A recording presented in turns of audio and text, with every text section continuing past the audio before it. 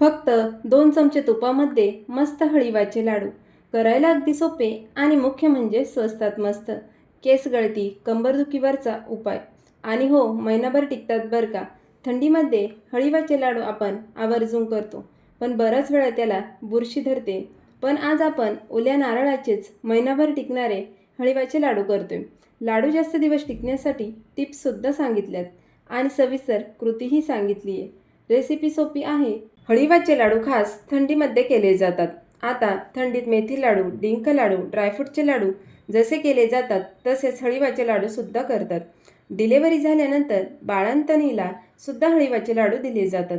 कारण हळीवामुळे असं म्हणतात की कॅल्शियम वाढते, हिमोग्लोबिनची काही कमतरता असेल, आयरनची कमतरता असेल, केस गळती असेल तर त्याला हळीव दूर करतं. त्याचबरोबर हळी उष्ण असतात, त्यामुळे शरीराला उबदारपणा देतात. त्यामुळेच थंडीमध्ये मुद्दाम हे लाडू केले जातात.